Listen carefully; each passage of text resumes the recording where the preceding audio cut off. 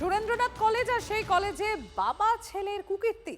কলেজের অধ্যক্ষের নিশানায় গভর্নিং বোর্ডের 2 সদস্য।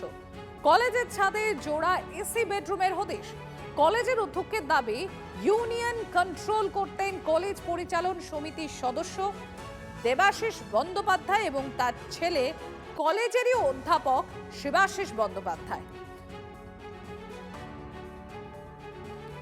দেবাশিস বন্দ্যোপাধ্যায়ের বাড়িতে পৌঁছে গিয়েছেন আমার সহকর্মী সুমন। আমি একবার সুমনের কাছে চলে যাব।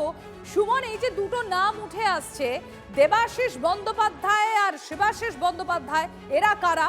তুমি তো ইতিমধ্যেই দেবাশিস বন্দ্যোপাধ্যায়ের বাড়িতে পৌঁছে গিয়েছো, কি তার পরিচয় জানা যাচ্ছে একটু ডিটেলসে তুলে ধরো।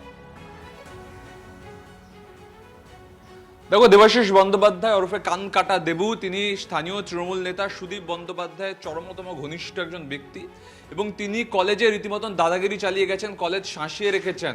আমরা তার বাড়িতে এসেছি, তার ছেলে, সেও কিন্তু ওকালতি নিয়ে পড়াশুনো করেছে এবং তার ছেলেও কিন্তু সেখানে অধ্যাপনা করেন বলে আমরা জানতে পারছি। তার বাড়ির একটা ভুলভুলাইয়ার মধ্যে, একটা মার্কেটের মধ্যে বাড়ি। তুমি দেখো চারদিকে, তুমি বুঝতেই পারবে না যে এখানে একটা বাড়ি আছে, একটা মার্কেটের মধ্যে বাড়ি এবং সেই বাড়ির তালা বন্ধ। তবে বাড়িতে কিন্তু লোকজন রয়েছেন, পরিচারিকা রয়েছেন, তিনি গিয়ে উপরে কনসাল্ট করছেন। এগুলো সব আমরা বুঝতে পারছি, কিন্তু তারা সামনে আসতে ভয় পাচ্ছেন। আমি আরো একবার ডাকবো, বেল বাজালাম। দেবাশিস বাবু, দিদি একবার এসেছিলেন নিচে, এসে বলে গেলেন যে আপনারা কারা, আমরা পরিচয় দিলাম।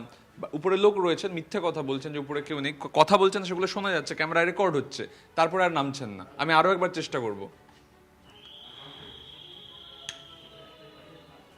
দেবাশিস বাবু, দিদি, দেবুদা, কোনো উত্তর নেই, আর কোনো সাড়া শব্দ পাওয়া যাচ্ছে না।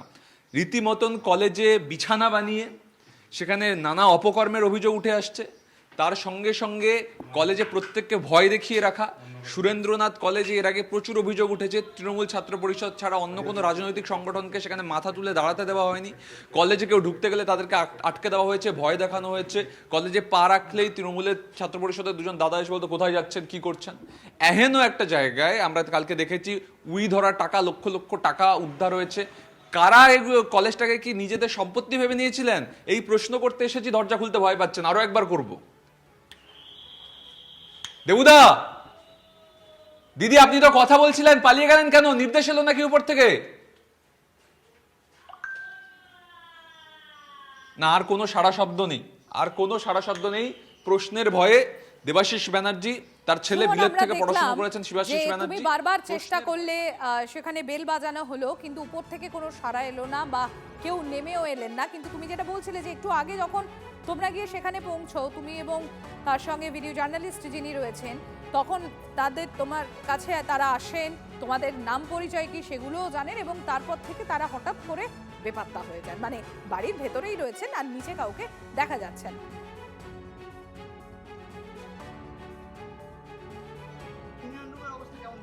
দারুণ। 3 পুরুষকে দেখে এলাম সুদীপ বন্দ্যোপাধ্যায়। সুদীপ বন্দ্যোপাধ্যায় এত বড় হচ্ছে সুদীপদার ছেলে, বড় ছেলে দেবাশিস বন্দ্যোপাধ্যায়, আর এইটুকু হচ্ছে নাতি। ফুল ফ্যামিলি দেখে এলাম সুদীপদার। এই আজকের যে ঘটনা, যে টাকা উদ্ধার এবং এই সমস্ত যে না, অনেক কিছু ওরা দেশের যাতে মানে জন্ম নিয়ন্ত্রণ হয় তারও ব্যবস্থা রেখেছে, জনসংখ্যা রোধ করারও চেষ্টা করেছে ওরা, কিন্তু মানে এই ব্যাপারগুলোই খুব কসাস। এই যে বছর বছর অ্যাডমিশনের সময় যে তোলাবাজির টাকা, সাধারণ মানুষের রক্ত জল করা টাকা, যেই টাকা দিয়ে তার ছেলে মেয়েদেরকে কলেজে ভর্তি করার জন্য এই টাকাগুলো ইউনিয়নে দাঁড়াতে দিতে হতো, কারণ স্বচ্ছ যে কলেজের অ্যাডমিশন প্রসিডিওর, এই প্রসিডিওরটা তৃণমূলের আমলে উঠে গেছিল। এই চোর চিটিংবাজদেরকে, দুর্নীতিবাজদেরকে গতকালকে জয় বাংলা বলা লোকরা আজকে জয় শ্রীরাম বলছে, কিন্তু এদের প্রফেশন, এদের ভাবনা চিন্তা, এদের ওয়ে অফ থিঙ্কিং, এদের জীবনযাপন কিন্তু পাল্টায়নি। এদের বিরুদ্ধে আইনি ব্যবস্থা নিতে হবে এবং এদেরকে ক্যাম্পাস থেকে দূরে রাখতে হবে।